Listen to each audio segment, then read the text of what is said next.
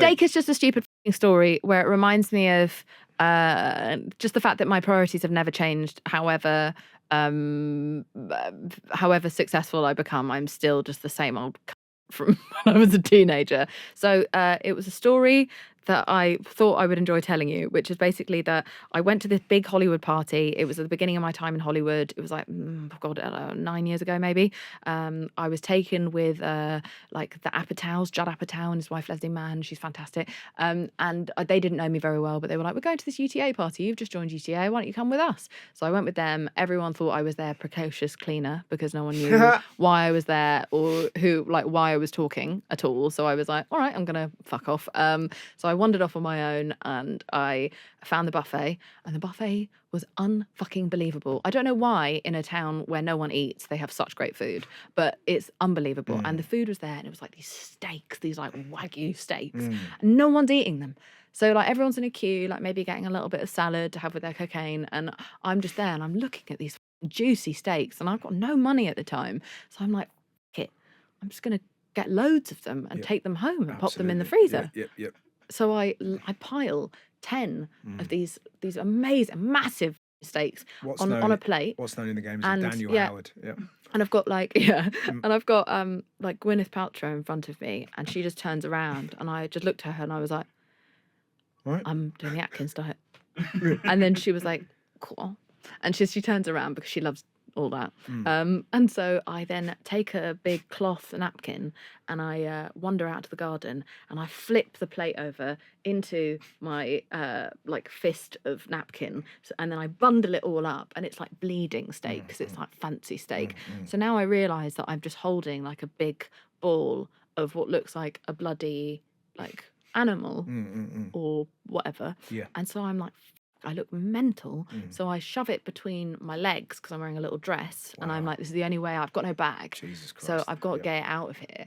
So I'm now waddling out of this Hollywood party. This isn't the head of UTA's house, by the way. Like, it's a fucking extraordinary mansion. Height 10 out of 10 would recommend. And presumably a lot of steps. And I'm squeezing out of there. So it's fucking, I've got a long distance to go, and I'm in 6-inch heels, and I'm waddling in my mini dress. And now I can feel the blood from the steak trickling down my inner thigh, down my leg. And I'm like, oh my God, it looks like I'm having a fucking miscarriage at the like Hollywood party. So I'm starting to speed up. My eye is just on the door. I'm already 5'10" in these heels. I must be 6'4". And I just don't see that Al Pacino's in front of me because he's 5'6" on a good day. And I take him down.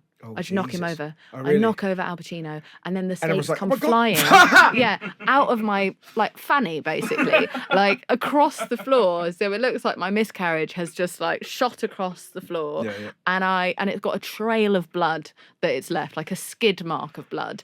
So I leave Al Pacino to everyone else, and I run to get the steaks.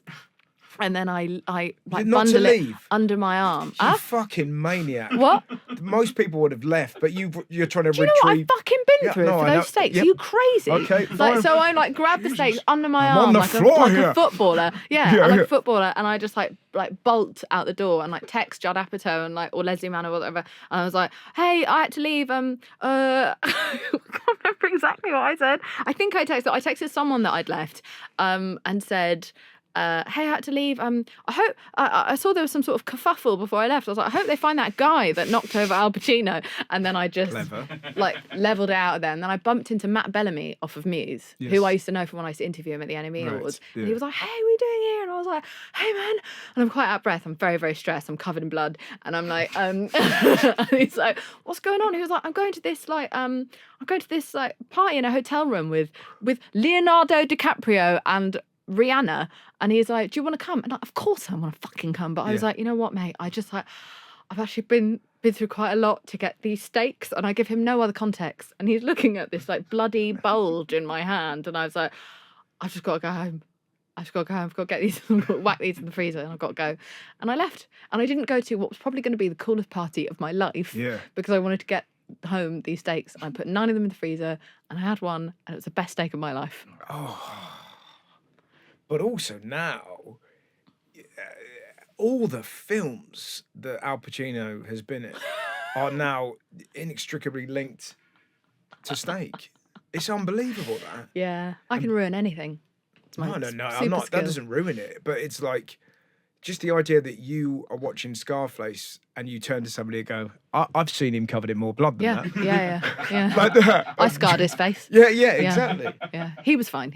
Yeah. Everyone just thought he was a drunk old man. But it's just the idea that you're leaving a party covered in blood. Al Pacino's leaving a party covered in blood.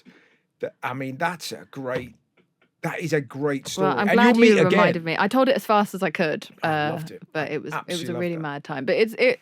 You know what? After it all, I realised that I'm an introvert. And I probably wouldn't have enjoyed that party very much. And I wouldn't have known how to speak to anyone. And actually, celebrities are mental and boring a lot of the time. How old were you? I'm glad that I went home and I had that amazing steak peacefully at home, covered in blood. I was 30. Okay, fine. So DiCaprio would have been interested. No, I was 5 years. Exactly. Past my sell-by date. The fuck's this bleeding grandma doing here? Yeah. But I was thinking, like, of all the... I tell you what's really good about a showbiz party. If you go there and you meet somebody kind of non-showbiz who is truly... I met some bloke who's kind of trying to cure cancer and he's got like 50 patents in at a party that a friend of mine was running the other day. Wow. And I was just badgering him for an hour. He's like this Welsh guy. He's incredible. He lives in the Cotswolds. He was a bit like Rhys Ifans, but this kind of mad genius professor.